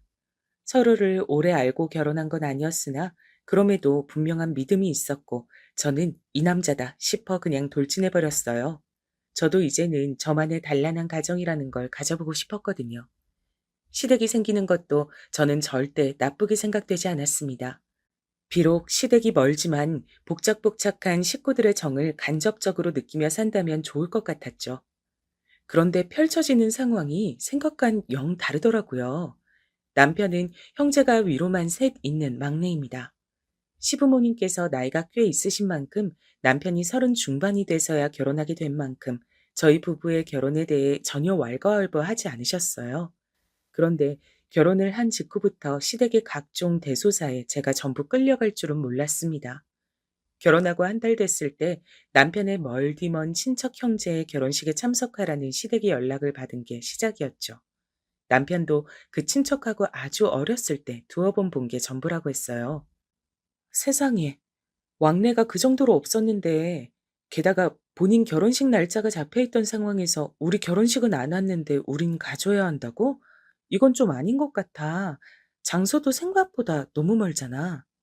그렇긴 한데, 네가 집안 행사에 군말 없이 헌신하는 모습, 난 우리 집에 얼른 증명해드리고 싶은 마음이 있거든? 이런 것 때문이라도 결혼식을 갔으면 좋겠어. 내가 큰 소리 쳐놓은 것들도 있어서 결혼하자마자 이런 비협조적인 너의 모습 보여드리면 내가 할 말이 없어진단 말이야. 제가 무슨 소리를 들은 건가 싶었습니다. 저의 그늘마저 감싸주는 남편의 모습에 끌려서 결혼을 한 건데 제가 가진 그늘을 이용해서 자기가 어떻게 좀 해보려는 남편의 모습이라니 너무 속상했죠. 분명 결혼 전에 저한테 자긴 따로 나와서 산지 너무 오래기 때문에 자기 가족들하고 교류도 썩 활발하지 않고 결혼하고 나면 저하고 둘이서만 잘 살면 된다고 했었습니다. 자기 부모 형제한테 휘둘릴 필요는 하나도 없다고 했었고요. 비록 제가 그 말을 흘려듣긴 했습니다만 그렇다고 해서 그 말을 까먹었다는 얘기는 아니거든요. 분명 자기가 그렇게 말을 했었으면서 화장실 갈 때와 나올 때 다르다는 듯 굴다니 조금은 배신감이 들었어요. 하지만 이제 남편이 저의 가족이 됐으니 제가 어떻게든 견뎌나가야 할 과정이라고 생각했습니다. 전 분명 행복을 꿈꾸며 결혼을 한 게 맞긴 했으나 결혼 생활이 쉽지만은 않다는 사실은 제 친정의 지난 세월만 돌아봐도 알 수 있었으니까요. 그래서 일면식도 없던 남편의 머나먼 친척의 결혼식에 참석했습니다. 제가 거기 가서 딱히 하는 것도 없었죠. 꿰다 놓은 보릿자루 같았습니다. 그리고 다시 며칠 뒤 웬 갑자기 제사가 있다고 하면서 시댁에서 저를 불렀어요. 당연히 저는 그 존재조차 몰랐던 돌아가신 지 한참이라는 시아버지께 큰아버지 되셨을 분의 제사였고요. 그런 제사도 챙기는 건가 싶었습니다. 결혼하기 전에 분명히 남편은 자기는 집안 제사 같은 거 참석해 본 일이 없다고 했었거든요. 그런데 웬 제사인가 싶었네요. 평일 수요일 밤에 제사 참석하러 그 먼 지방까지 내려가는 건 어불성설 같았습니다. 그런데 남편의 태도가 가관이었어요. 나는 그 다음 날에 아침부터 회사에 중요한 회의가 있어. 그러니까 당신 혼자 다녀와야겠다. 무슨 소리야? 그럼 나는 그 다음 날 출근을 어떻게 하라고? 당신이 다음 날 오전 반차를 내든가 아님 그날 아예 휴가를 쓰든가 하면 되잖아. 나는 이번 달에 무지하게 바빠서 절대 휴가 못 쓰는 거 알지? 내가 며칠 전부터 얘기했잖아. 요새 회사 분위기가 아주 정신이 없어. 그러니까 이럴 때 당신이 수고 좀 해주라. 미리 고마워. 우리 자기 민영이가 최고야. 남편은 그러면서 저에게 막 애교를 부려왔어요. 저는 이녀 중에 둘째였으니까 막내인데도 평생 애교를 부린 적이 없었거든요. 친정집이 그 모양인데 애교는 얼어 죽을 단어였죠. 만약 제가 애교를 부렸다면 친정엄만 질색을 하며 그런 짓 하지 말라고 저를 나무라셨을 겁니다. 그래서 저는 어른이 돼서도 사회생활을 싹싹하게 하는 와중에도 애교를 부리는 건 상상도 못 해봤어요. 남편이 부리는 애교 앞에서 꼼짝을 못했던 건 그 때문이었나 봅니다. 제가 빠른 생일이었기 때문에 태어난 연도는 제가 늦어도 학년으로 보면 동갑내기였거든요. 그래서 더욱 저에겐 없는 애교 같은 게 남편에게만 있어서 신기하기도 했고 부럽기도 했었어요. 어처구니 없는 욕을 들으면 제가 정색을 하게 됐다가도 그럴 때 남편이 애교란 카드를 꺼내들면 도리가 사라지곤 했습니다. 친정 부모님에겐 본 적 없던 부부상이었으니 혹시 남편과 제가 꽤 괜찮은 부부인가 싶은 생각도 들었고요. 어쨌거나 삭막하고 대면대면한 것보단 낫잖아요. 저는 이런 무르디 물은 생각이나 하면서 저도 모르게 서서히 휘둘리고 있었습니다. 그때 목요일 오전 반차를 급하게 내고 제사에 참석했었어요. 장소는 제 시댁도 아니었고 큰 집이었죠. 저 혼자 가서 다른 것보다도 얼마나 멋쩍었는지 모릅니다. 어색해서 우물쭈물하게 있으니까 다들 저에게 이런저런 일거리를 주더군요. 겸연쩍게 있는 것보다야 무엇이라도 하는 게 나을 것 같아서 그렇게 했어요. 하지만 그건 첫 단추를 잘못 끼운 행각이 되고 말았죠. 자리가 사람을 만든다고 하던데 저는 제 자리를 잘못 펼쳤던 거예요. 그때 아침 첫 고속버스를 타고 올라와서 집에 오자마자 남편이 간밤에 먹고 하나도 안 치워뒀던 부엌을 정리한 뒤 출근 준비를 부랴부랴 하고 일을 나갔었죠. 피곤해서 오후 내내 죽는 줄 알았습니다. 다음엔 이러지 말아야겠다고 생각했어요. 하지만 그때로부터 불과 몇 주 지나지 않아서 또 제사가 있었어요. 남편이 이번엔 주말이니까 자기도 같이 갈 테니까 무조건 참석하자고 하더군요. 거절할 도리가 없어서 그렇게 했습니다. 갔더니 거기서 어떻게 됐던 줄 아시나요? 저만 도착하자마자 숨도 못 돌리고 미친 듯이 일을 했어요. 제사 음식 준비를 처음부터 하라니 아주 끝도 없었죠. 과장을 좀 보태면 허리 한 번 못 폈던 것 같네요. 제가 그러는 동안 남편은 자기 친척들하고 남자들끼리 모여서 수다나 떨더니 밖에 나가 놀고 오자면서 휙 나가버리더군요. 준비가 다 끝나고 제사 올릴 때 돼서야 돌아왔습니다. 잘 알지도 못하는 시댁의 먼 친척 집에서 하룻밤 자는 것도 저는 너무 불편했어요. 그런데 이튿날 집으로 돌아오는 길에 남편이 이러더군요. 이러니까 하루 나들이 하고 오는 것 같다. 그렇지 않아? 기분 전환이 다 되네. 그래? 나는 너무 피곤한데. 잠자리도 불편했는지 좀이 다 쑤시는 느낌이야. 에이, 불편해도 그런 것 좀 감수할 수 있잖아. 우리 집안 친척들하고 이럴 때 얼굴 봐두고 교류하는 거야. 당신은 가족들하고 북적북적 대는 거, 그게 로망이라고 했었지? 그 로망, 이렇게 이루면서 사네. 가족의 정이라곤 눈꽃만큼도 모르고 살던 당신인데, 나랑 결혼해서 많은 걸 누리네. 이거 전부 내 덕분인 줄 알아. 남편은 장난식으로 말을 하는 게 아니라 정말 진지하게 자기가 그렇게 생각을 하고 말을 뱉는 것 같았어요. 너무 큰 황당함에 압도당해서 저는 할 말을 잃었습니다. 저는 결혼하고 나서 그 이전보다 몸이 너무 피곤하고 스트레스가 잔잔하게 쌓여가는 느낌이건만 남편은 자기가 저의 구세주라고 생각하는 모양이었어요. 저는 생각이 많아졌고 자꾸만 이게 맞나 하는 갈등이 들기 시작했습니다. 뭔 놈의 제사가 그렇게 많은 줄 모르겠더군요. 결혼 전엔 제사 따위 전혀 상관없이 살 줄로만 생각했는데 반전도 그런 반전이 없었네요. 서로에게만 집중하며 살자던 남편은 당최 어디로 갔는지 그 누구보다 집안 대소사에 관심 많고 참여율 높은 사람이 되어 있었습니다. 아, 참여율이 높다는 건 살짝 무리가 있네요. 남편의 참여율은 반 정도 되었고 100% 참여하는 건 저뿐이었으니까요. 제 친정엄마 징징대는 소리 들으며 산 것도 머리 아파 죽겠는데 결혼하고 나선 제사 타령이라니. 근데 사람이요. 너무 말도 안 되는 상황 속에 갇혀 있다 보니까 뭐가 옳고 그른지 판단할 새도 없이 그냥 끌려가더라고요. 생각하고 고심을 해볼 충분한 여유가 저에게 주어지지 않았던 듯 싶어요. 시댁 사람들이 저를 대면대면하게 대하니까 제가 원체 부침성이 없다 보니 저는 자꾸만 어색한 기분이 들었고 시아버지께선 너무 과묵하시고 시어머니께선 자꾸 엄한 잔소리만 하시고 도저히 한 집안 식구로 인정받는 느낌이 들지 않았습니다. 거절하기가 내키지 않아서 쓸데없이 자꾸만 시댁의 이런저런 각종 행사에 제가 얼굴을 들이밀며 바보같이 지내던 어느 날이었습니다. 그날도 남편이 자기는 중요한 약속이 있다나 어쩐다나 하면서 저만 보냈던 날이었어요. 저한테 미안하다. 우리 자기밖에 없다. 하며 애교를 부려대는 통에 제가 또 그 앞에서 싫은 내색은 못하고 시댁의 발걸음을 했던 날이었죠. 오자마자 시어머니께서 저한테 부엌 일을 시키셨고 전 따랐습니다. 부엌에 딸린 작은 다용도실에서 제가 마늘을 한참 찾고 있을 때였어요. 남편의 형들의 부인들인 제 형님 되시는 분들께서 제가 부엌에 없는 줄로만 알고 그쪽으로 와서 대화를 하셨던 거예요. 근데 대화 내용을 얼핏 들어보니까 제 얘기였습니다. 남편이 저에 대해 시댁 식구들한테 떠들었던 게 있는데 저란 사람을 겪어보니까 딱 그대로란 말이었죠. 마음 의지할 데 없이 살아와서 자기한테 의존적이고 나이도 꽤 찼으니 자기만 무조건 바라보고 살려 자라고 그렇게 말을 하더니만 정말 딱 그런 것 같지 않아? 그러니까요, 형님. 우린 뭐 알아서 집안에 충실한 종노릇 해주는 사람이 들어와서 좋기는 한데 솔직히 같은 여자로서 좀 안쓰럽기도 하지 않아요? 그 먼 데서 자주 내려오는 것만 해도 피곤할 텐데 와서 재밌게 시간을 보내는 것도 아니고 이런저런 일이나 실컷 하다 가잖아요.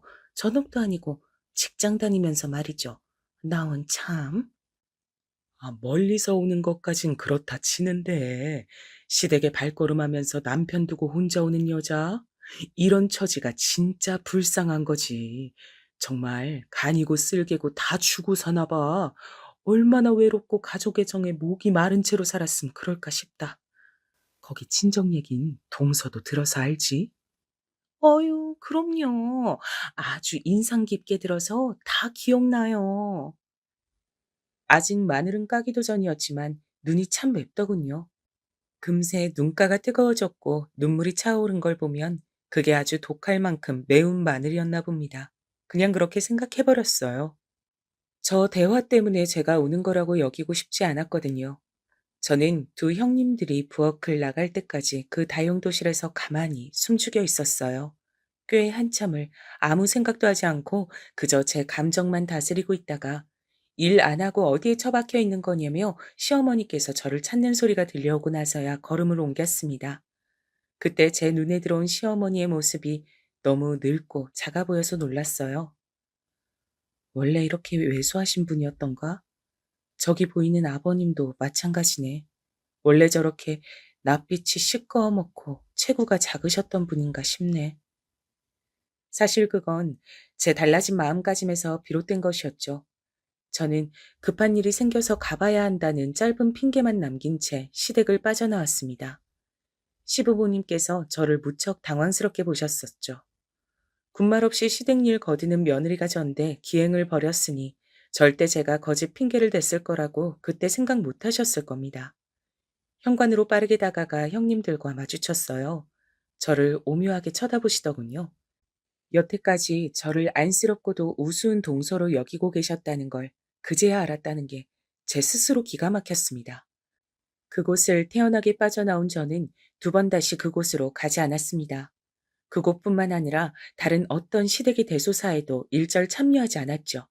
남편은 하루아침에 돌변한 저의 태도에 무척 놀랐습니다. 당신 어디 아픈 거 아니야?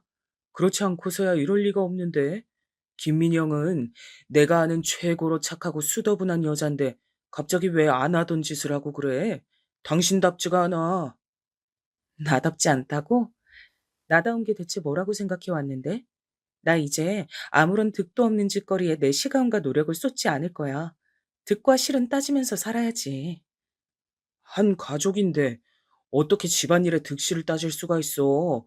당신 정말 이상해졌다. 글쎄, 자기 가족들한테 내 집안 이야기며 과거에 있었던 일들 신나게 다 멋대로 떠들어 놓은 당신이 나보다 더 이상한 거 아닐까? 난 그렇게 생각하거든. 그리고 나는 도저히 당신 가족이 내 가족 같지 않아. 아무리 죽어랍시고 열심히 일을 해도 난 일꾼일 뿐이지 한 식구란 생각이 안 들어.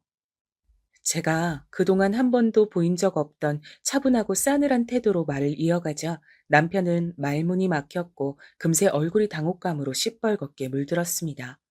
저는 제 그늘을 환한 빛으로 감싸주었다고 믿었던 남편이 실상은 제 뒤에서 자기 식구들에게 제 불행했던 이야기를 신나게 떠들었고 저를 자기 입맛대로 조종할 수 있는 쉬운 여자라고 생각해 왔다는 게 너무 충격적이다 못해 역겨울 정도라 차마 이게 현실이라고 생각되지 않을 정도였습니다. 뭔가 오해가 있는 거라고 믿고 싶었네요. 진짜 사실이라면 인간적인 배신감이 지나쳐도 너무 지나친 사안이었으니까요. 이런 부분을 끄집어내는 것만으로도 저에겐 고역이었기에 제 스스로를 달랠 시간이 필요했습니다. 살면서 저는 대부분의 고뇌를 혼자 해왔습니다. 그런 인생이었죠. 그래서 심적으로 너무 힘든 이런 순간이 닥쳤을 때 혼자 고요히 생각을 가라앉히는 게 필요했어요. 며칠이 흐르는 동안 시댁에 연락이 빗발쳤지만 저는 이미 그 번호들의 다 차단 작업을 마친 뒤였습니다.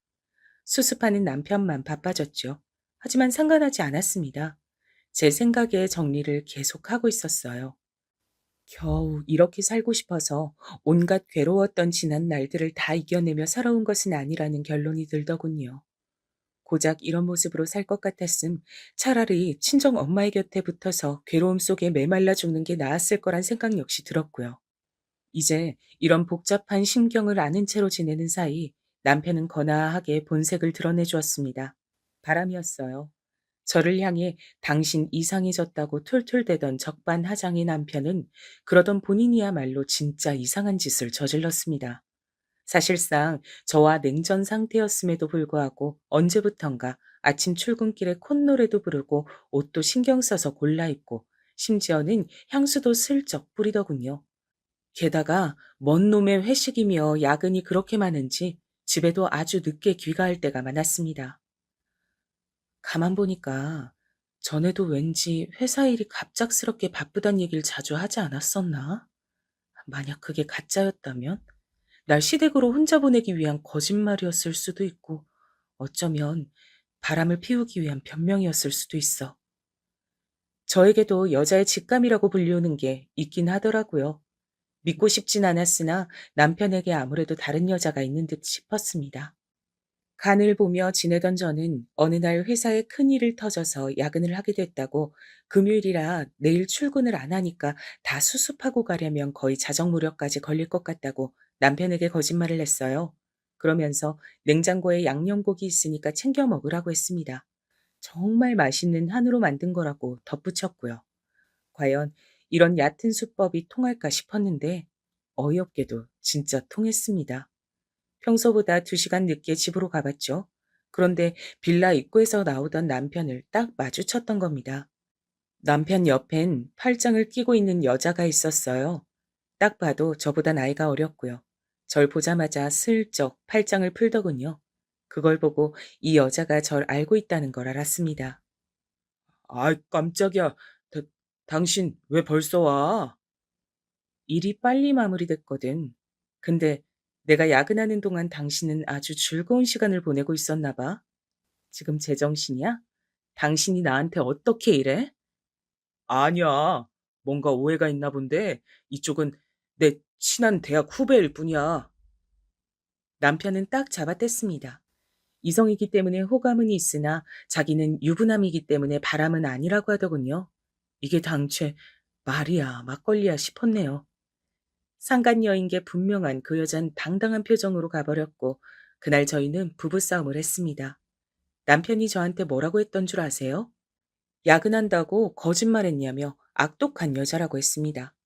비열한 수를 쓰는 여자라며 혀를 차더니 자기가 사기 결혼을 당했다네요. 사기 결혼, 그 네 글자에 제가 무너져 내렸습니다. 그래, 내 인생이 정말 사기 같다. 제발 엄마처럼은 되고 싶지 않았는데 난 결혼해서 저러지 말아야지 싶었는데 나도 이 모양 이 꼴이 된 걸 보면 그냥 우스울 따름이야. 저는 분노의 눈물을 흘리며 남편에게 당신은 나한테 미안한 것도 없냐고 따져 물었었죠. 남편은 피식 웃으면서 이렇게 대답했어요. 나는 내 말이면 꼼짝 못하고 자기 친정 없으니까 자기 시댁한테만 모든 충성을 다하는 아내를 원했던 거야. 그게 내가 당신한테서 원했던 모습이야. 그게 아니면 별 볼 일 없고 나이도 많은 당신 같은 여자하고 내가 왜 결혼했겠냐? 안 그래? 와, 정말 충격적이었죠. 남편의 봉색을 그제서야 제대로 알았습니다. 저는 이를 갈며 바람난 놈 주제에 편하게 이혼할 생각 말라고 엄포를 놨죠. 그랬더니 곧 죽어도 바람까진 아니었다고 우겨댔습니다. 그 후로 서로에게 날을 세우며 지냈어요. 앞만 봐도 계속 바람을 피우는 것 같았는데 의심의 눈초리만 보내도 남편은 펄쩍 뛰어댔죠. 절대 아니라고 했습니다. 뻔뻔하기 짝이 없었어요. 그러던 중에 제가 정말 오래간만에 친정 언니와 연락을 하게 됐어요. 친정 아빠 기일쯤엔 연락을 하니까요. 상투적인 대화가 오가던 중에 제가 망설이다가 얘기를 꺼냈습니다. 이혼을 생각 중이라고 말했죠. 친정 언니가 놀라면서 대체 무슨 일이냐고 묻기에 저는 있었던 일들을 알려줬고요. 그랬더니 친정 언니가 우는 겁니다. 저야말로 놀랐네요. 사실은 나 애들 키우는 거 재미없고 미치겠어. 네 형부하고도 전혀 좋지 않아. 너에게 자랑스럽지 않은 모습 보여주기 싫어서 연락 안 하고 살았다. 내가 진짜 언니로서 자격이 없어. 너한테 너무 미안해. 나 때문에 너 혼자 어렸을 때 집에서 힘들게 자랄 것 같아서 죄책감이 말도 못했거든? 근데 이걸 입 밖으로 꺼내는 순간 내가 죄인이라고 못 받게 될까 봐. 그게 싫어서 비겁하게 외면하며 살아왔어. 미안하다, 민영아. 친정언니의 속마음을 들으며 어느새 저도 울고 있었습니다. 저도 제 속내를 꺼내들었죠. 저 역시 친정 엄마한테 벗어나 살아야 한다는 강박이 심해서 친정 언니까지 멀리 했었거든요. 친정과 관련된 건 그냥 다 싫었고요. 제가 다 나약해서 그런 거겠죠. 제 이야기를 다 듣고 난 친정 언니가 진심 어린 말을 건네왔어요. 민영아, 그냥 이혼해. 그놈이 원하는 대로 해주는 것 같아서 싫고 억울하겠지만 네 인생 한 번뿐인데 그 아까운 시간 더 잡혀있지 마라. 훨훨 날아가서 살아라. 결혼에 묶여있을 필요가 없어. 친정 언니의 말을 듣고 보니까 정리가 되는 기분이었어요. 결혼한 직후부터 계속 머릿속이 어지러웠는데 그제야 깔끔해졌고 시야도 선명해진 느낌이 들더라고요. 그래서 이혼했습니다. 바람을 피운 남편을 유책 배우자로 몰고 가지 않는 합의 이혼이었어요. 남편은 얼씨구나 좋다 하면서 해줬고요. 이혼해서 딱 남남이 되자마자 그놈이 후련한 표정으로 저를 향해 이제 떳떳하게 진짜 사랑을 찾아가겠다 그랬습니다. 억척스럽게 고생하며 시달리는 거, 그게 너한테 어울리는 건데. 답지 않게 자존심 챙기면서 고고하게 굴기 시작했을 때부터 너는 매력이 사라졌어. 그깟 개소리 실컷 해봐라 싶었습니다. 제 마음을 좀 어루만져준 남자랍시고 큰 착각을 해서 제 발등 스스로 찍은 바보가 되었으니 그 대가를 이렇게 치르는 거라 생각했네요. 하지만 내 인생에서 다시 이놈을 만나게 되는 일이 생기거든 그때는 꼭 한마디 날려줄 거야. 이혼하고 나서 저는 씩씩하게 직장 생활을 해나갔지만 자꾸만 저도 모르게 정신이 멍해지거나 집중력이 떨어질 때가 많아졌어요. 하물며 기계도 쉬어가야 하는데 사람 몸이 쉬지도 않고 계속 스트레스를 받으며 혹사를 해왔으니 끝내 과부하가 걸린 것이죠. 실패한 결혼 생활에서 저는 다른 것보다 제 자신이 우선이 돼야 한다는 교훈을 얻은 바 있었죠. 그래서 제가 더 잘못되기 이전에 결단을 내려야 한다고 여겼습니다. 아깝긴 했으나 결국 퇴사를 하였어요. 그리고 거의 난생 처음으로 고요하게 휴식 시간을 가졌죠. 그러던 중에 외삼촌의 연락을 받았어요. 다름이 아니라 외숙모의 사촌 형제 내외분들께서 운영하던 식당이 있었는데 현재 건강 문제로 영업을 못하고 있다 그랬습니다. 어렵사리 월세 안 올리고 2년 재계약한 지 딱 3개월 만에 쓰러졌으니 너무 아깝지. 내외 두 분 다 건강에 이상이 왔다네요.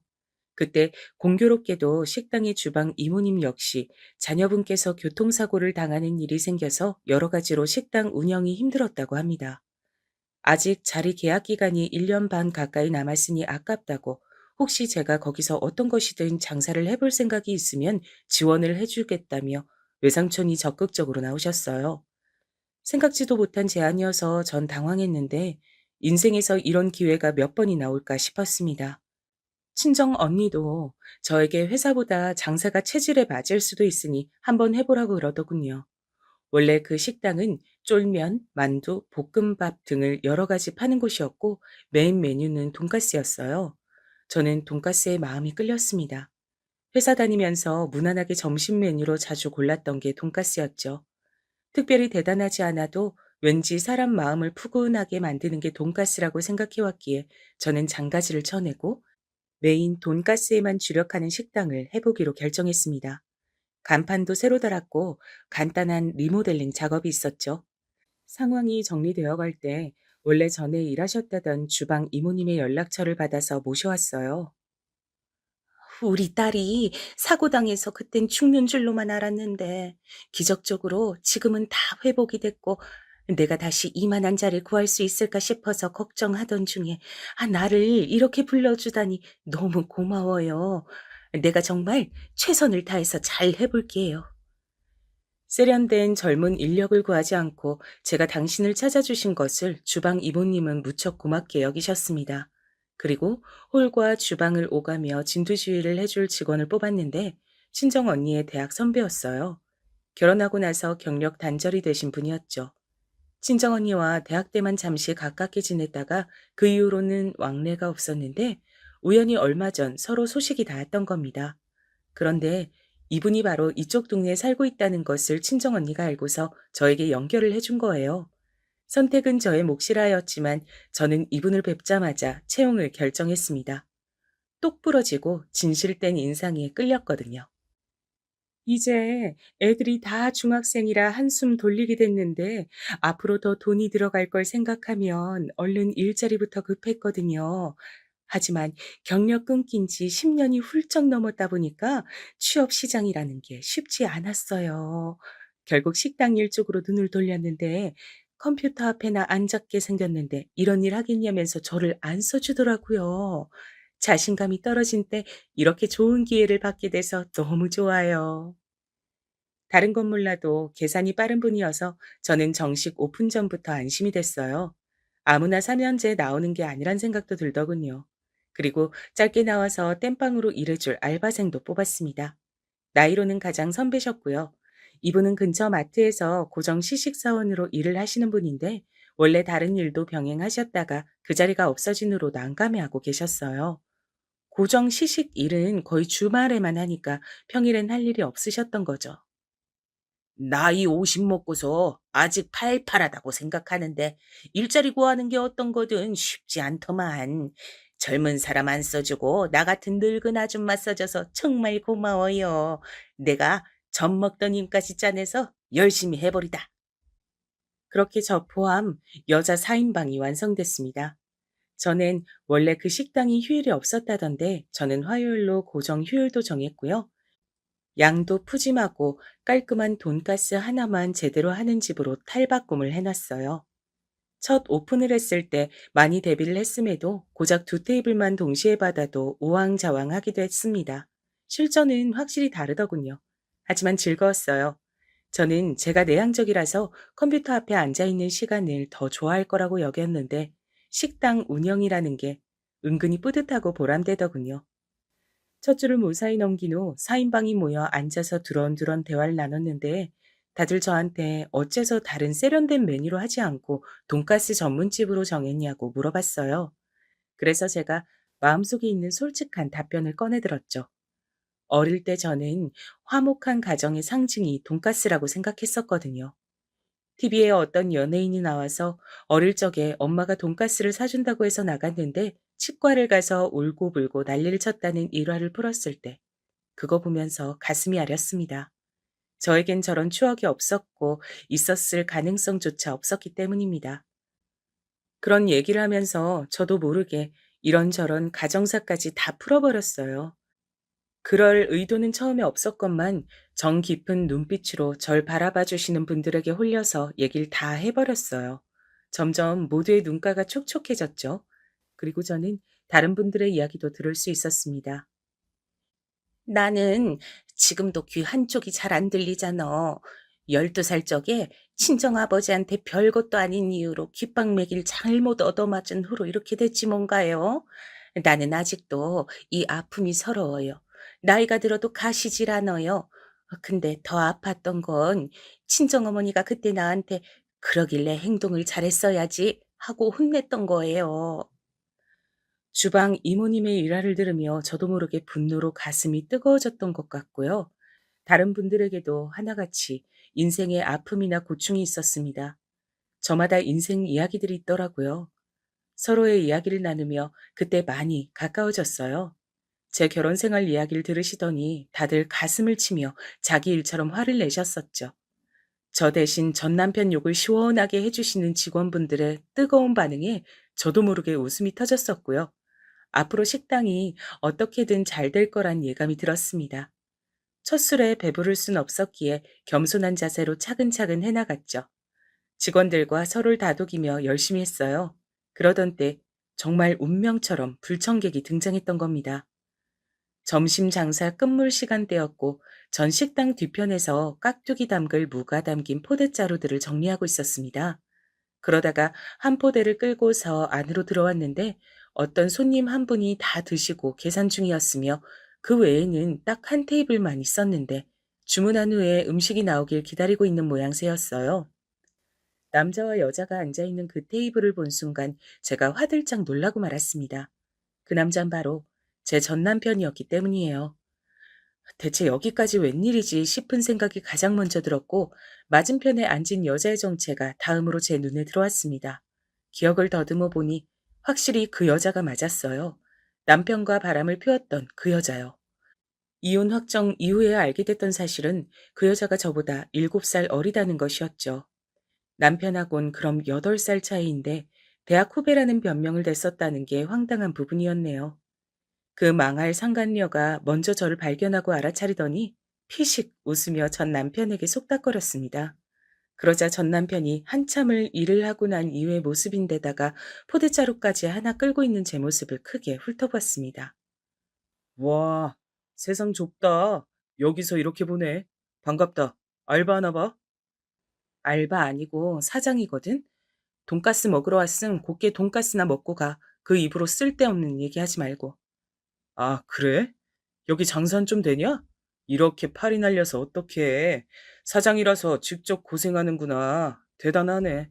열심히 하네. 넌 그러고 사는 게 딱 어울려.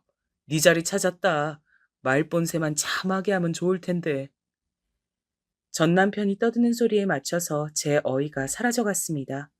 자기 예비 처가에서 워낙 잘해줘서 너무 여유롭다는 아무도 안 물어본 얘기를 전 남편이 신나게 떠들었어요. 상간녀와 결혼을 앞둔 모양이었습니다. 저보다 어린데다가 집안 형편도 괜찮으니 저와 미련 없이 이혼할 만했구나 싶었네요. 남편이 그런 소리를 떠드는데 상간녀는 민망해하긴커녕 고개를 더 빳빳이 들더군요. 그 꼬라지 보고 제가 피식 웃었습니다. 제정신 박힌 여자라면 전 남편 같은 놈한테 이끌려서 이혼하는 거 다 보고도 결혼 생각할 리가 없었죠. 그러니 정신 나간 상간녀와 결혼해봤자 그게 무슨 행복이겠나요? 그래서 웃었습니다. 제가 웃자 두 연놈들이 당황스러워했어요. 제가 상간녀를 향해 말했습니다. 결혼 잘 하시고 개고생도 잘 하세요. 같이 살다 보면 자동으로 깨달을 거예요. 뭐라고요? 저기요. 오빠는 저를 공주처럼 모셔주거든요. 그쪽은 공주님 될 자격이 없었으니 그랬던 거고요. 추하게 질투하지 말고 아등바등 일이나 해. 보나마나 얼마 못 버티고 폐업하겠지만 빚더미에 올라서 죽고 싶어질 수도 있으니 지금 더 열심히 해야 하지 않겠어? 상간녀가 발끈하자 옆에서 전 남편은 연병을 떨었습니다. 제가 분해서 이를 악물었던 바로 그때였어요. 갑자기 박장대소가 들려온 겁니다. 알바로 일하시는 분께서 먼저 이렇게 외치셨죠. 아이고, 전 남편이셔? 우리 사장님이 재산이 얼마나 많은데. 이건 취미로 하는 거요, 취미. 재산 있는 걸 없는 것처럼 하고 무덤덤하게 사셨다더니 그 재산 전 남편 놈한테 들킬까봐 노심초사하면서 이혼하셨다더니만 성공하셨네. 전 남편 놈이 아직 아무것도 모르니 우리 사장님이 정말 치밀하셨네. 이보세요. 결혼 생활하면서 우리 사장님한테 괜찮은 남자인 척 가면을 쓰고 살 거면 그 가면을 본드로 잘 붙이셨어야죠. 괜히 가면 벗어서 돈 맛도 못 보고 멍청하게 이혼이나 하셨잖아요. 그러자 직원분도 금세 덧붙이셨고요. 두 분은 다시 깔깔 웃어대셨고 그때 주방 이모님이 홀쪽으로 나오며 크게 말씀하셨습니다. 다들 그만 웃어. 나까지 너무 웃겨서 돈가스를 태워버렸잖아요. 어쩔 거예요? 저거 암만 해도 손님한테 못 나가겠는데? 아차, 손님이 아니라 손놈이지? 이제 전 남편은 완전히 사색이 되어 있었어요. 이게 다 무슨 소리냐는 얼굴로 멍하게 저를 쳐다보더군요. 저는 헛기침을 하며 자리를 떠버렸고 직원 일동은 배가 찢어지게 웃어댔습니다. 저런 덜 떨어진 놈한테 재산 한 푼도 안 뜯겼으니 제가 운이 참 좋았다면서 똑같은 소리를 해댔어요. 의외의 상황에 정신이 쏙 빠진 그 연놈들은 엉거주춤 일어나서 마치 도망가는 것처럼 나가버렸습니다. 너무 경황이 없었는지 상간녀가 자기 휴대폰을 두고 갔다가 얼른 돌아왔는데 그때 직원이 놓치지 않고 말을 했다네요. 저놈 가족들한테 정신병이 좀 있다던데 제사 지내면서 죽은 조상들 이승으로 불러들이는 의식도 몰래 한다네요. 그런 정신병은 집안 내력인 거 알죠? 그 어떤 이야기보다도 현실감 넘치는 엄청난 거짓말이었습니다. 상간녀는 표정 관리에 실패해서 겁에 질린 낯으로 가버렸고요. 상황이 일단락된 후 저는 직원들에게 왜 그랬냐고 물으려다가 말을 바꿨습니다. 다들 고맙습니다. 덕분에 통쾌했어요. 그러자 모두 그 연놈들이 제 전남편이자 상간녀임을 안 순간에 한마음 한뜻으로 그렇게 자동으로 행동하게 되었다고 하면서 제 길을 살려준 것 같다며 기쁘다고 해줬어요. 오후 내내 다 같이 깍두기를 담그며 이야기꽃을 피웠는데 전 남편놈과 상간녀가 기어이 만남을 이어왔고 결혼을 앞두었다는 사실을 목도했음에도 제가 하나도 신경이 복잡해지지 않고 그저 웃음이 나고 있다는 것에 저도 신기했습니다. 이혼하고 나서 1년, 그 사이 제가 많이 성장했고 또 좋은 사람들을 곁에 두게 되었다는 게 실감이 나더군요. 더 열심히 살아야겠다는 생각이 들었어요. 정말 신기한 건 그 사건 이후로 식당이 무척 잘 되기 시작했다는 겁니다. 그 연놈들을 만나게 된 게 마치 액땜이라도 됐나 봐요. 눈코 뜰 새 없이 바쁜 나날들이 이어졌어요. 그런데 원래 이 자리의 주인이었던 외숙모의 사촌 형제 내외분들은 건강이 회복이 어려워서 결국 장사판으로 다시 돌아오는 건 영영 접기로 했고 먼 지방의 시골로 떠나기로 하셨습니다. 외삼촌과 외숙모도 함께 가서 몇 주를 그곳에서 지내겠다고 하셨어요. 그러면서 놀라운 결단을 내리셨습니다. 제 친정엄마를 설득해서 함께 내려간 거예요. 거의 평생을 악에 바쳐 살던 친정엄만 시골로 가서 안정을 찾게 되셨습니다. 오라비, 우리 어렸을 적에 이런 동네 살았었잖아. 그치? 그때는 내가 참 꿈 많은 소녀였는데 볼품없이 이룬 것 없이 늙어버려서 서글프네. 그래. 우리가 옛날에 꼭 이런 동네 살았었지. 그때나 지금이나 같은 건 네가 여전히 꿈을 꿀 수 있다는 거야. 그런 건 나이랑 상관없어. 외삼촌이 친정엄마를 진심으로 위로해 주셨고요. 그 어떤 위로도 비꼬아듣는 친정엄마인데 외삼촌의 말씀을 듣고서 그때 한 줄기 눈물을 흘리셨다고 합니다. 그 얘기를 듣고 저도 반성을 했어요. 지난 날을 뒤로한 채 친정엄마에게 자주 안부를 전하는 딸이 되었죠. 친정언니와도 가까워졌고요. 저와 자매의 우애를 나누게 된 친정언니는 성격이 밝아졌고 형부하고도 딱딱하게 지내져 있던 관계가 회복됐습니다. 식당이 갈수록 너무 잘 돼서 저는 계약 만기가 다가왔을 때 당연히 연장을 원하면서도 월세가 많이 오를까 봐 걱정했는데 놀랍게도 건물주 사장님께선 월세를 올려받지 않으셨어요. 건물 1층에 이렇게 문전성시를 이루는 가게를 갖게 된 것이 기분 좋다고 말씀해 주셔서 많이 울컥했습니다. 전 남편 놈은 상간녀와 헤어졌어요. 제가 생각하기로 애초에 그 상간녀는 전 남편이 유부남이라서 매력을 느꼈던 이상한 여자였습니다. 그러니까 전 남편이 이혼을 한 뒤에도 바로 결혼 안 하고 1년이나 질질 끈 것이었겠죠. 직원들이 그러는데 전 남편이 식당을 찾아와 주변에서 몇 번 기웃거렸다고 하더군요. 엄청 잘 되는 현장을 몇 번이나 목격할 때마다 표정이 과간이었다고 합니다. 후회로 몸부림치던 전 남편은 자존심을 다 내려놓고 저에게 다시 자기를 받아달라며 빌었어요. 이번에야말로 가정적인 남편이 돼줄게. 거짓말 아니야. 나는 내 부모, 형제 앞으로 다 끊고 살 수 있어. 민영아, 너도 이제 나이가 그렇게 찼는데 누굴 또 새로 만나겠냐? 어? 그냥 나 좀 받아주라. 내가 정말 잘못했다. 눈물로 반성한다. 옷 빼입고 꽃다발 들고 찾아왔는데 보면서 그냥 웃기더라고요. 당연히 안 받아줬죠. 근데 식당이 워낙 잘 되다 보니까 꽤 멀리서도 주말에 찾아오는 맛집으로 등극해 있었는데 그날이 주말이었거든요.